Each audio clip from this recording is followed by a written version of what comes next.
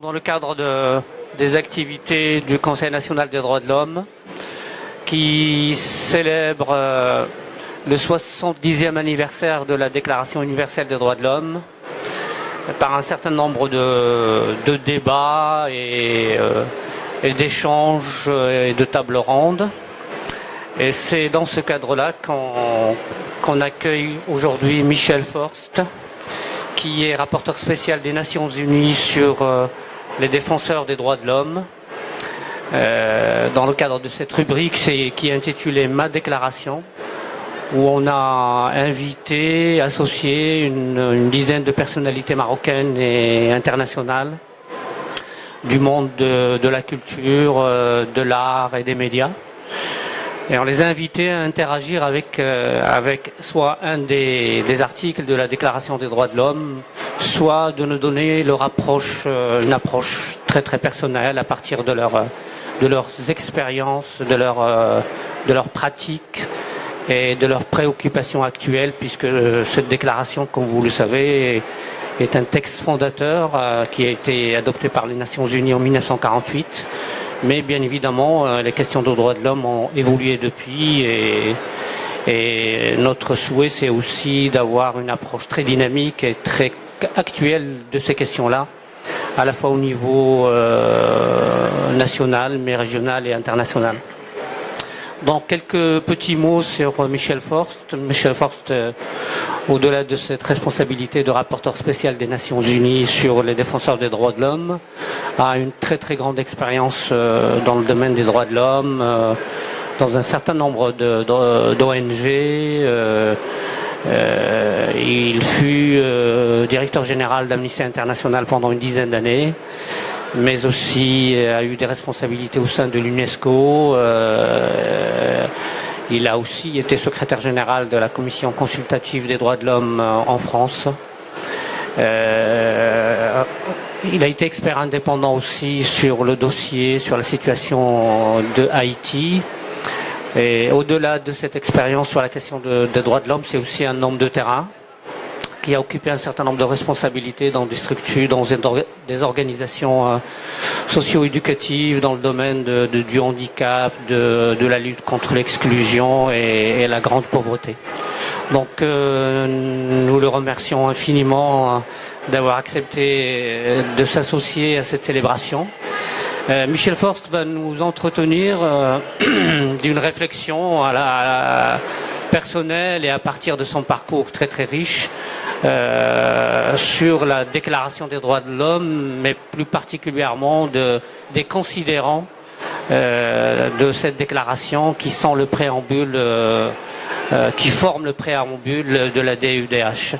Donc je lui cède la parole et on aura un petit échange avec vous. Merci. Voilà, merci pour ces gentils mots d'accueil.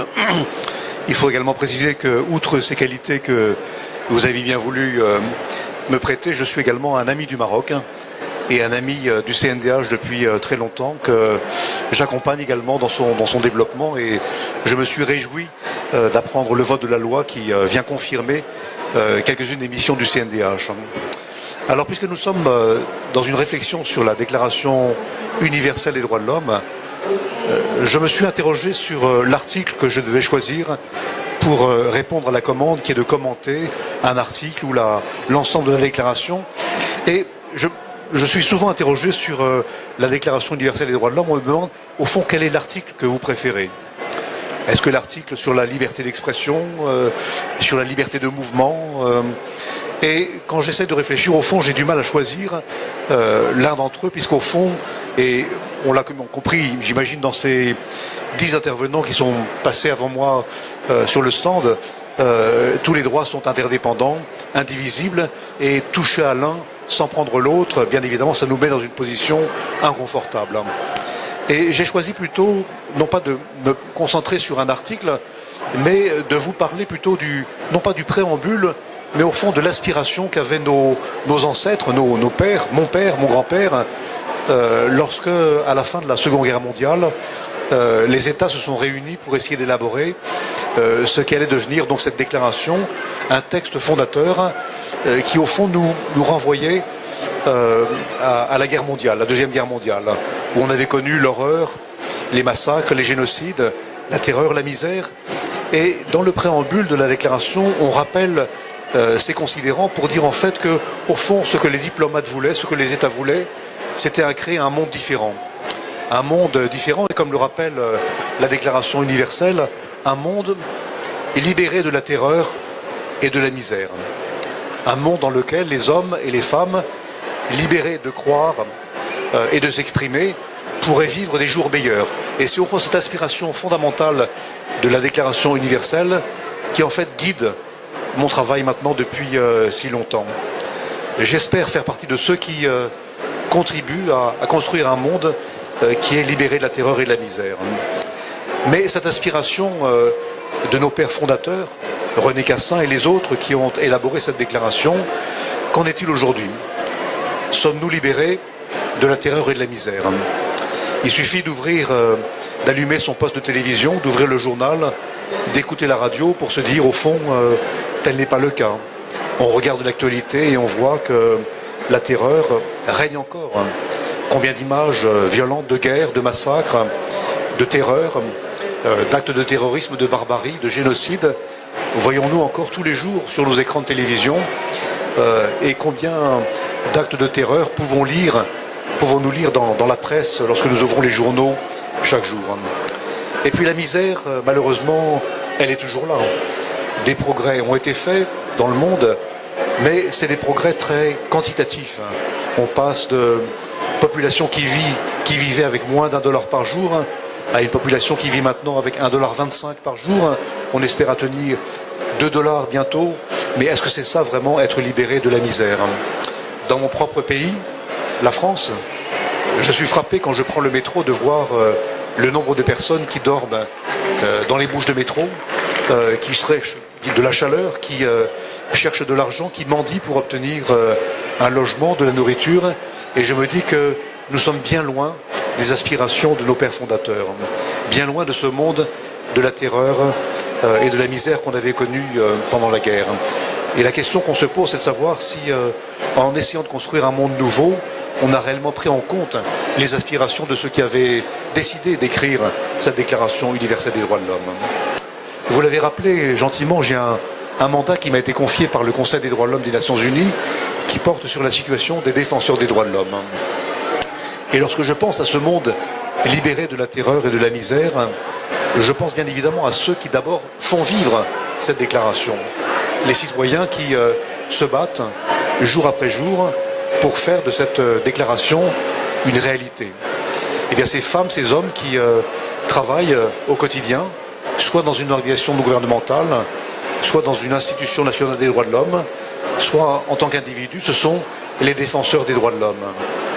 Et il y a maintenant 20 ans, c'est-à-dire 50 ans après avoir adopté la Déclaration universelle des droits de l'homme, eh bien de nouveau les Nations Unies se sont mis au travail et ont essayé d'adopter une autre déclaration, une déclaration visant à promouvoir et à défendre ceux qui chaque jour, au péril de leur vie, essaient de faire vivre la réalité des 30 articles de la Déclaration universelle des droits de l'homme. On les appelle défenseurs des droits de l'homme. Et les Nations Unies ont adopté, le Maroc en faisait partie, à l'époque, à l'unanimité, par consensus, une très très importante déclaration dont on fête en 2018 le 20e anniversaire. Et ça me semble important de nous souvenir de l'aspiration de la Déclaration universelle et de ceux qui aujourd'hui font vivre cette déclaration et donc de manifester ou de célébrer les deux anniversaires en même temps.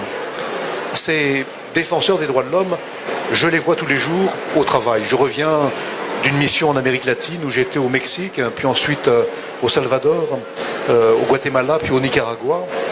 Quelques temps auparavant, j'étais à Beyrouth, où j'avais invité des défenseurs de la région du Golfe, de Bahreïn, Oman, l'Arabie Saoudite, l'Égypte, Syrie, Iran, Irak, à me parler de ce qu'ils vivent au quotidien en essayant de promouvoir la Déclaration universelle. Il y a 2 mois et demi, j'étais aux Philippines, où j'avais invité des défenseurs de la Grande Asie à venir me rencontrer pour me parler de leurs difficultés. Et je vois bien que ces personnes qui, au quotidien, se battent pour la liberté d'expression, la liberté de manifestation, se battent pour les droits des populations indigènes, qui essayent de se battre contre l'impunité, contre la corruption, qui essayent de se battre pour des élections libres, indépendantes, qui essayent de se battre pour le droit à l'autodétermination, qui essayent de se battre pour les droits des femmes, pour les droits sexuels et reproductifs, qui essayent de se battre pour l'ensemble des droits interdépendants, eh bien ils sont confrontés jour après jour à des attaques, des menaces, assassinats, arrestations arbitraires, disparitions forcées et involontaires. Aux Nations Unies, on a une très très large définition de ce que sont les défenseurs des droits de l'homme. Vous savez, pas besoin de faire partie d'une organisation non gouvernementale, pas besoin d'être membre d'un syndicat, pas besoin d'être membre d'une organisation organisée, déclarée devant l'État. Il suffit d'être un homme, une femme comme vous êtes aujourd'hui, d'essayer de promouvoir et de défendre les droits humains pour être considéré comme étant un défenseur des droits de l'homme. Vous êtes des activistes et qui chaque jour être confrontés à ces attaques de la part de l'État, des États, qui essaient de vous empêcher de faire vivre la réalité de la Déclaration universelle des droits de l'homme. Le mandat que j'ai reçu est un mandat de protection. J'essaie d'intervenir pour essayer de protéger les défenseurs qui sont menacés en intervenant directement. Cette nuit, j'ai encore reçu une demande d'intervention pour le Burundi d'un militant des droits humains qui a été arrêté par les services de sécurité à la frontière avec la République démocratique du Congo et qui est en ce moment, au moment où je vous parle, entre les mains des services de sécurité, probablement torturé. C'est un simple militant d'une organisation non gouvernementale, essayant de le faire libérer. Donc j'interviens pour des femmes et des hommes qui sont menacés. On va avoir du mal à couvrir le...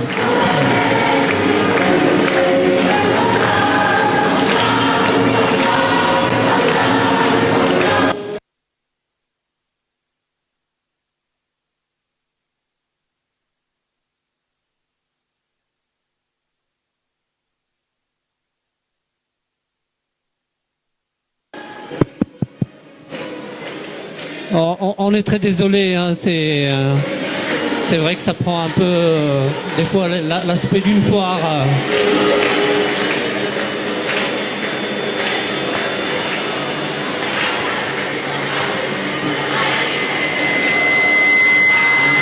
Je vous en prie, allez-y. Voilà, je ne sais pas si vous continuez à m'entendre. Je vois des têtes qui m'ont fait signe que oui, vous m'entendez. Donc, je voudrais terminer simplement en disant que cette déclaration sur les défenseurs qu'on va célébrer cette année, on va la célébrer avec vous, je l'espère, au Maroc, hein, avec la France, avec l'Allemagne, avec tous les pays du monde, en essayant de lancer une coalition mondiale pour les défenseurs. Une coalition mondiale dans laquelle les ONG, la société civile, mais également les institutions nationales seront appelées à jouer un rôle important. Et ici même au Maroc, hein, dans quelques mois, vous allez accueillir à Marrakech un grand rassemblement mondial de toutes les institutions nationales des droits de l'homme. Donc le Conseil national des droits de l'homme invite ses homologues à venir au Maroc hein, pour cette grande célébration, avec l'idée de participer à une coalition mondiale permettant de mieux protéger et de mieux défendre les défenseurs des droits humains. Parmi les initiatives qui vont être lancées également par un groupe d'États et un groupe d'organisations, il y a le prix Nobel de la paix. Figurez-vous que l'Union européenne et la France ont décidé de présenter les défenseurs des droits de l'homme pour le prix Nobel de la paix 2018, avec l'idée de leur faire reconnaître le rôle que ces femmes et ces hommes dont je vous ai parlé apportent pour la contribution à la sécurité et à la paix dans le monde, avec l'espoir qu'une reconnaissance universelle, non seulement par les États, mais également par le prix Nobel de la paix, serait l'une des reconnaissances mondiales que l'on donnerait aux défenseurs. Laissez-moi enfin, pour terminer, vous parler d'un aspect méconnu de la lutte de ces défenseurs. Beaucoup d'entre eux essayent de coopérer avec les Nations Unies. Beaucoup d'entre eux essayent de coopérer également avec le système régional ici en Afrique, la Commission africaine des droits de l'homme et des peuples. Essayent de plaider leur cause, essayent d'expliquer les attaques, les menaces, les disparitions, la torture, les procès inéquitables dont ils sont victimes. Eh bien, figurez-vous que ces femmes et ces hommes qui essayent de coopérer avec le système des Nations Unies ou avec la Commission africaine, sont à l'heure actuelle victimes de représailles. Ils sont en fait menacés par leurs États simplement pour avoir voulu contribuer à apporter la vérité, de l'information devant les enceintes des Nations Unies ou devant la Commission africaine des droits de l'homme et des peuples. Eh bien, cette violence que l'on rencontre, elle est une attaque de la part des États. Et depuis maintenant 5 ans que j'occupe ce mandat, je peux vous dire qu'il ne s'agit pas là d'une violence aveugle. Il ne s'agit pas là d'une violence qui n'est pas déterminée à un objectif particulier. Ça n'est pas par hasard qu'on cible tel ou tel défenseur, qu'on assassine Berta Cáceres au Honduras ou Isidro Baldenegro au Mexique récemment. C'est une violence qui est destinée à créer la terreur, à viser les leaders d'opinion, ceux qui peuvent entraîner les populations à mieux défendre leurs droits. Et en assassinant ces leaders d'opinion, eh bien on essaie de museler l'ensemble du mouvement de défense des droits humains. C'est la raison pour laquelle il faut se rassembler pour célébrer cet anniversaire. Pour terminer, j'ai envie de dire qu'un anniversaire, c'est souvent une occasion de souffler des bougies sur un gâteau. Eh bien moi je pense que aussi bien le 70e anniversaire de la Déclaration des Nations Unies, Déclaration universelle, que le 20e anniversaire de la Déclaration sur les défenseurs, ça n'est pas l'occasion de se réjouir, ça n'est pas l'occasion de souffler des bougies sur un gâteau, c'est une occasion de se mobiliser davantage pour essayer d'être plus présent, mieux présent, à côté de celles et ceux qui essaient de promouvoir et des défenseurs des droits de l'homme. Ce ne sont pas, comme on le dit, des ennemis du pays. On les accuse d'être ennemis du pays, anti-développement, anti-progrès, alors que ce sont des femmes et des hommes qui luttent pour le progrès, pour le développement, mais qui sont opposés simplement à un mauvais genre de développement qu'on leur propose et qui ne correspond pas aux aspirations de leurs pères. Prenez l'exemple des populations indigènes, populations autochtones, et qui voient brutalement une entreprise ou un État investir leur territoire et venir soi-disant développer le lieu dans lequel ils vivent, les priver de leur nature, de l'eau, qui représente tant de choses pour eux. Eh bien, ils ne sont pas contre le développement, ils sont contre un modèle de développement qu'on essaie de leur imposer. Ils ne sont pas contre le progrès, ils sont contre un progrès factice que les entreprises et les États essaient d'imposer aux populations indigènes. Moi, je crois que dans ces temps difficiles que nous vivons, où l'on constate tant d'atteintes aux droits humains dans le monde, où les défenseurs sont victimes de tellement d'attaques, de menaces dans le monde, dont je suis personnellement témoin.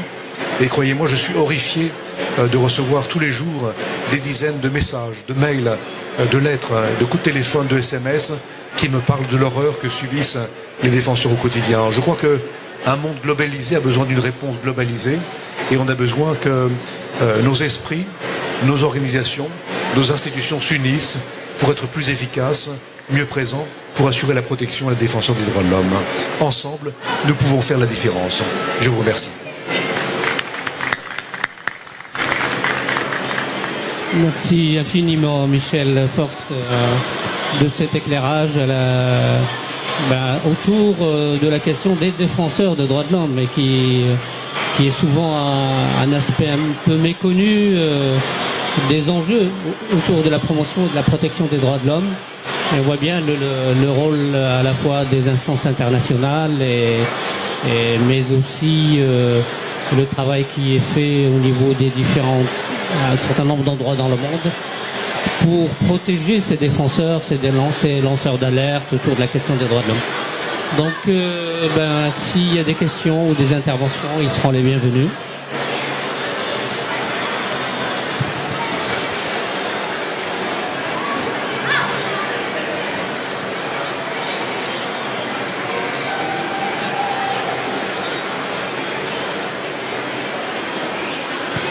Est-ce que c'est la musique qui vous a assommé, ou est-ce que c'est mon propre discours qui vous a assommé?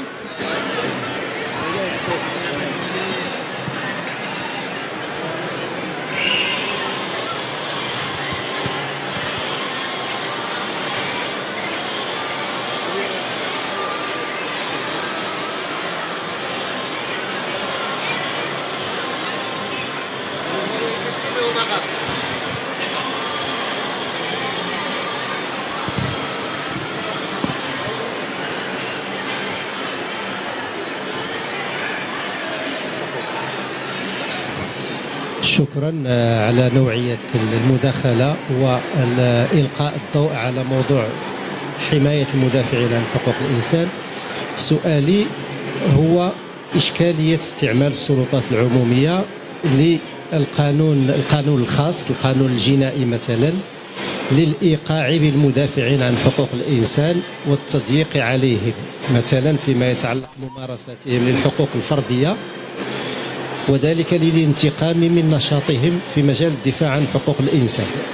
هذا السؤال الأول. السؤال الثاني هو استعمال سلاح المال أو التمويل الجمعيات العاملة في مجال حقوق الإنسان بالتضييق على الجمعيات كي لا تتلقى دعما عموميا خاضعا للمراقبة من الخارج، من منظمات دولية أو عاملة في مجال حقوق الإنسان.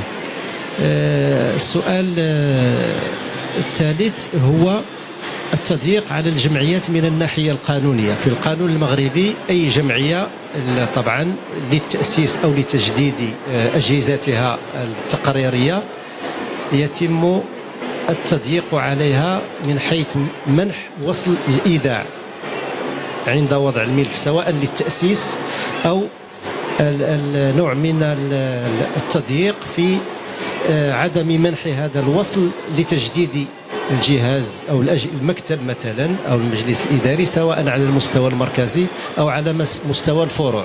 هذا نوع من التضييقات التي حضرتني الآن، وشكرا.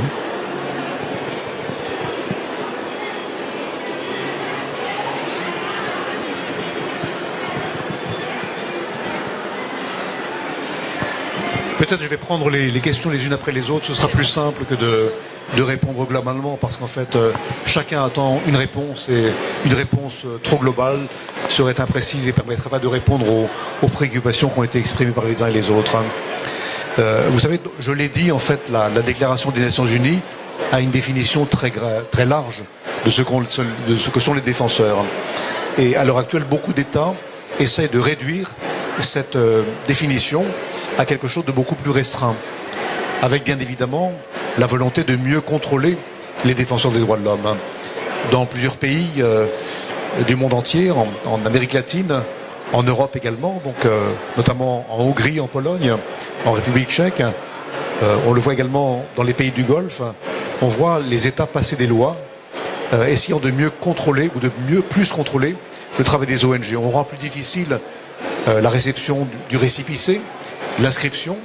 On passe d'un mode déclaratif à un mode d'enregistrement qui implique une autorisation de l'État pour pouvoir exercer. On a des lois qui sont préparées par les États et par les parlements pour essayer de restreindre l'accès aux financements internationaux. On voit les financements internationaux être maintenant dirigés vers les États qui reçoivent l'argent international et qui distribuent eux-mêmes les financements aux ONG, avec bien évidemment pour les États répressifs le souhait de pouvoir mieux contrôler où vont les finances, et donc d'arrêter de financer les organisations les plus critiques et de ne financer que celles qui sont pro-gouvernementales ou pour le gouvernement, et donc de faire monter en puissance ce qu'on appelle des gongos, des organisations gouvernementales et de faire mourir les défenseurs ou les organisations qui seraient trop critiques par rapport à l'État. Et donc cet ensemble de mécanismes répressifs, on le voit monter partout dans le monde, et c'est une des raisons pour lesquelles il y a cette mobilisation à l'heure actuelle, avec l'idée de pouvoir faire en sorte que par différentes actions internationales, on essaye d'élargir l'espace des ONG, de la société civile, pour lui permettre de travailler de manière plus efficace et de manière plus indépendante. Ça n'est pas simple parce qu'on a affaire à des alliés puissants. Les États se parlent les uns avec les autres. On voit des États copier les mauvaises lois, copier les mauvaises pratiques les uns des autres et transposer dans leur droit national des mauvaises lois, des mauvaises pratiques développées par d'autres États. Donc il y a une coalition d'États qui, à l'heure actuelle, essaye de lutter contre l'émergence de la société civile, contre le développement de la société civile. Et cette société civile, elle essaye de résister par tous les moyens. Heureusement, il y a des alliés internationaux puissants qui n'ont pas de visée politique, mais c'est simplement de promouvoir les articles de la Déclaration universelle des droits de l'homme, promouvoir des élections libres et indépendantes, promouvoir la liberté de manifester, promouvoir la liberté de pouvoir s'exprimer, promouvoir la liberté des blogueurs de pouvoir intervenir sur les réseaux sociaux, préserver la liberté de ceux qui essaient de communiquer entre eux sans avoir leur communication captée par les services de sécurité. Bref, ces alliés internationaux essayent d'aider la société civile. Mais bien évidemment, dans beaucoup de pays, la répression est féroce et c'est la raison pour laquelle j'appelle à cette mobilisation internationale pour mieux protéger les défenseurs. Les défenseurs des droits de l'homme, je l'ai dit, ne sont pas des organisations gouvernementales, ça peut être des individus qui utilisent tous les moyens légaux, les moyens de l'État, qui essayent de lutter contre des décisions injustes, d'obtenir des changements de législation, qui essayent de protéger de manière individuelle des personnes menacées, arrêtées pour avoir simplement défendu ou promu les droits humains, des avocats, des juristes qui essayent d'accompagner des défenseurs qui sont menacés dans des procès inéquitables. Bref, c'est un ensemble d'actions qui utilisent à la fois le droit national et le droit international pour essayer de répondre aux besoins exprimés d'assistance et d'aide de la part de la société civile internationale. Merci pour votre intervention. Juste une question par rapport à la coalition que vous avez mentionnée à la fin de votre intervention. Si vous pouvez un peu élaborer sur la chose et un peu la vision que vous prévoyez pour la coalition, mais aussi, comme vous l'avez mentionné, il n'y a pas juste des défenseurs en tant qu'organisation, il y a aussi les individuels. Et quand on parle d'organisation, là, on parle aussi de l'international, on parle de national. Comment, à travers cette coalition, vous comptez travailler avec les trois différents types de défenseurs des droits humains dans ce domaine, surtout côté de mise de pression sur les États dont vous venez de parler pour qu'il y ait plus de protection pour les défenseurs? Voilà, merci pour cette question qui me permet d'aller un peu plus loin dans la précision sur la coalition. Comme son nom l'indique, une coalition, c'est un ensemble d'acteurs qui veulent travailler ensemble et qui n'excluent personne. Et l'initiative qui a été lancée vise à être inclusive de la manière la plus large possible. Et donc, bien évidemment, c'est parti d'un groupe de défenseurs, d'organisations comme Amnesty, les Brigades de paix internationales, le Service international pour les droits de l'homme, des organisations qui travaillent également sur les droits économiques, socio-culturels, le droit au logement, le droit à l'éducation, le droit à avoir des soins libres et gratuits. Bref, un ensemble d'organisations qui travaillent sur l'ensemble des droits. Et cette coalition a ensuite obtenu le soutien d'un ensemble d'États sur les 5 continents, je dois dire, sur le continent africain, le continent européen, en Asie et même dans la région du Golfe, Amérique latine, des États qui ont pris l'engagement de faire des déclarations publiques en soutien aux défenseurs. Simplement pour dire que dans notre pays, voilà celles et ceux que nous considérons comme étant des défenseurs des droits de l'homme et qui vont simplement faire des portraits, des vidéos, des petits récits expliquant comment, chez eux, ils perçoivent les défenseurs. La coalition, bien sûr, va inclure les institutions nationales des droits de l'homme, comme le CNDH marocain, la Commission nationale française, la Commission australienne, la Commission de différents pays, qui sont des acteurs importants, qui sont des acteurs entre la société civile et l'État, qui sont des intermédiaires entre la société civile et l'État. Et puis figurez-vous qu'on a obtenu également l'accord d'un certain nombre de personnalités internationales, comme par exemple Kofi Annan, l'ancien secrétaire général des Nations Unies, comme Hina Gilani, qui a été l'une des candidates pour être la haute commissaire aux droits de l'homme des Nations Unies, Mary Robinson, qui a été la présidente d'Irlande et ensuite la haute commissaire aux droits de l'homme des Nations Unies.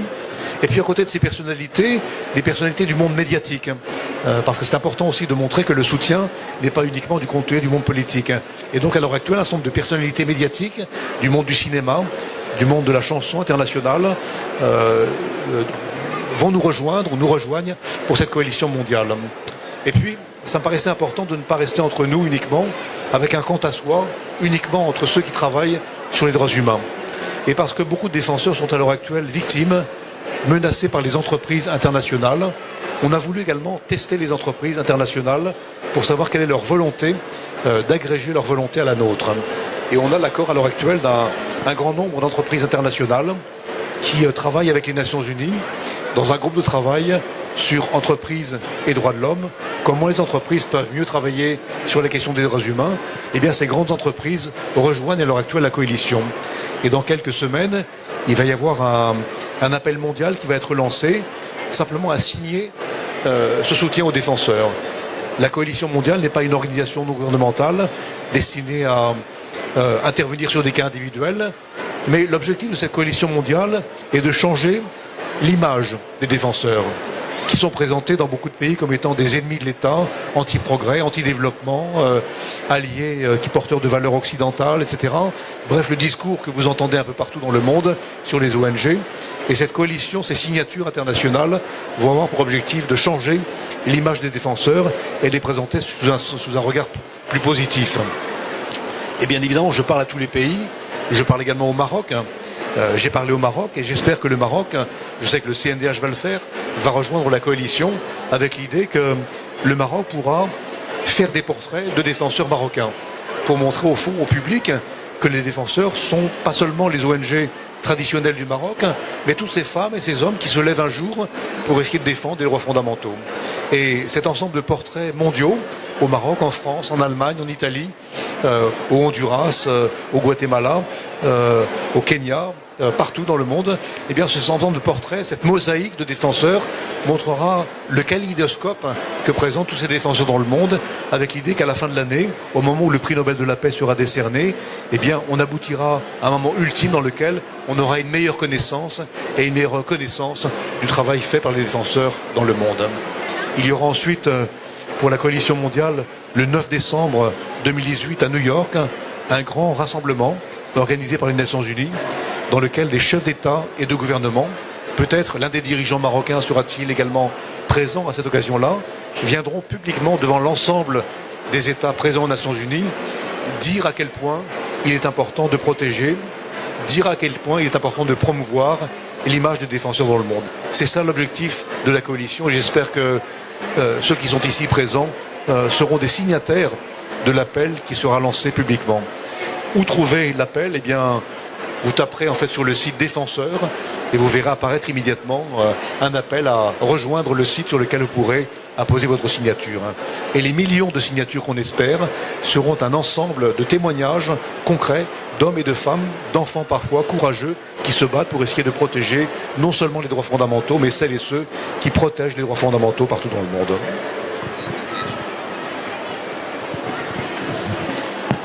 Merci. Donc, dans l'objectif de promouvoir davantage le rôle des défenseurs des droits de l'homme, est-ce qu'il y a moyen de travailler en interne via une charte déontologique qui arrête d'une manière claire les frontières du défenseur des droits de l'homme, afin d'éviter un certain nombre de dérapages parfois, mais aussi afin de veiller à ce que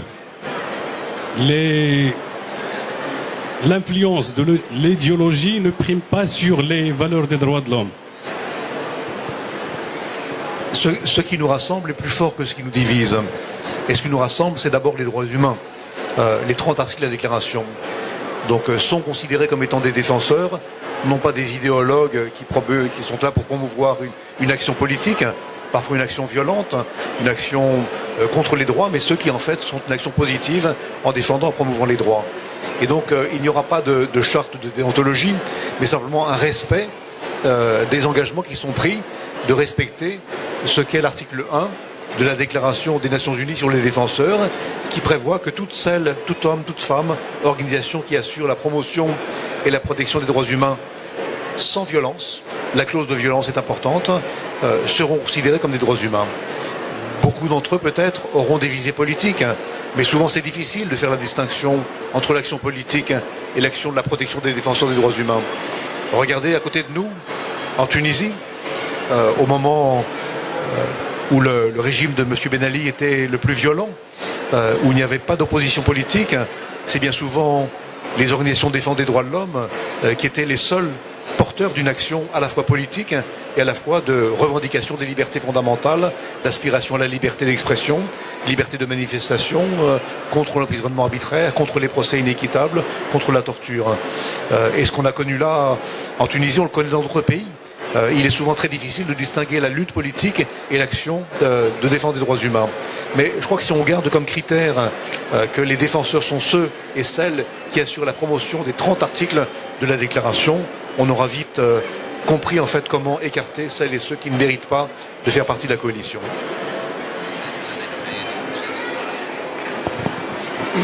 Merci Monsieur Forst pour cet éclairage et toutes les informations très utiles et très intéressantes que vous nous avez données. Ma question, elle concerne précisément le Maroc. Vous avez dit vous-même que vous êtes un ami du Maroc. Vous connaissez très bien l'évolution de la situation des droits de l'homme au Maroc, les acquis, l'avancement, mais aussi les difficultés, les lacunes. Et vous connaissez très bien les efforts qui ont été accomplis. Mais on a l'impression parfois qu'il y a une tension entre le Maroc et certaines ONG internationales. Une incompréhension. Les autorités marocaines estiment que les efforts qui ont été faits, qui ont été accomplis, ne sont pas pris en compte, ne sont pas considérés, disons, à leur juste valeur. Je voudrais un peu votre avis, votre appréciation sur cette situation. Merci. Vous avez tout à fait raison et je partage votre point de vue. J'ai été moi-même un dirigeant d'Amnesty International ou de la CIMAD, qui est en fait une organisation qui travaille sur la question des réfugiés et des migrants. Et je dois dire que lorsqu'on est dans la posture d'une ONG, on n'est jamais satisfait. On est toujours très exigeant, on en veut plus, et il est difficile de reconnaître les efforts qui ont été faits et de rendre hommage à ceux qui ont fait des efforts pour essayer de promouvoir et protéger les droits fondamentaux. Vous savez, dans mon mandat, j'ai la même exigence en fait. Et lorsque j'écris au gouvernement français pour une lettre d'allégation pour dénoncer le gouvernement français qui ne respecte pas les défenseurs des droits des migrants, qui condamne à des peines de prison celles et ceux qui essayent d'aider les migrants subsahariens à franchir la Méditerranée, qui essayent de sauver des vies au fond. Lorsque je fais les mêmes lettres à l'Italie, lorsque je fais les mêmes lettres à l'Espagne, eh bien j'ai la même exigence. Je me dis effectivement ces pays globalement essayent de respecter les droits fondamentaux, mais de mon point de vue n'en font pas assez pour certaines catégories. Il en va de même pour le Maroc. Le Maroc a fait de grands efforts. J'en suis témoin, je connais le Maroc et je suis ami du Maroc depuis très longtemps, donc j'ai connu un autre Maroc.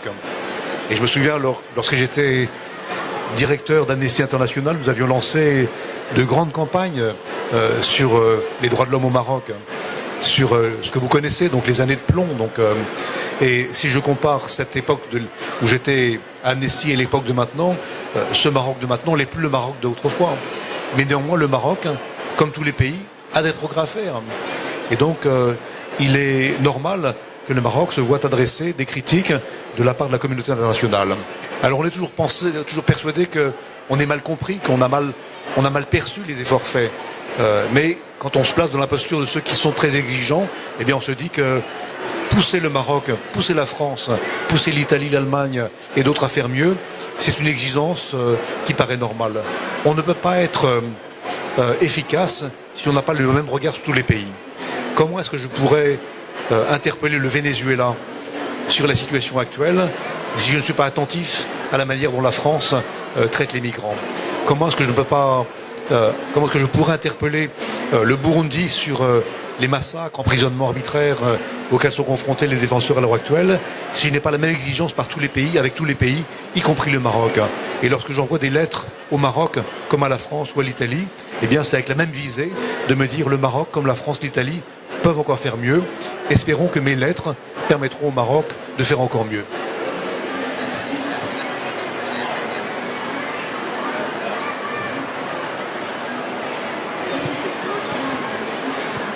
Est-ce qu'il y a encore d'autres questions?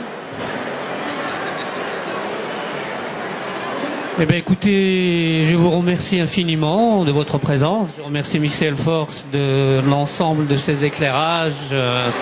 Et bien évidemment, comme il l'a précisé, le combat pour la question des droits de l'homme, c'est toujours un horizon, c'est toujours un objectif. Bien évidemment, et je pense que Michel Forst, avec toutes les instances internationales, sauront prendre en compte, sauront considérer les avancées du combat pour les droits de l'homme au Maroc. Quand aussi au Maroc, on saura aussi expliquer et défendre nos dossiers Donc la question de la promotion, de la protection des droits de l'homme est un combat continu. Merci à tout le monde. Peut-être un dernier mot, si vous le permettez, donc pour dire que lorsque j'ai été nommé en 2014 dans ce mandat aux Nations Unies, le Maroc m'a dit le Maroc devrait être une des cibles premières de votre visite. Et donc j'ai reçu une invitation à venir faire une évaluation de la situation des défenseurs des droits de l'homme au Maroc.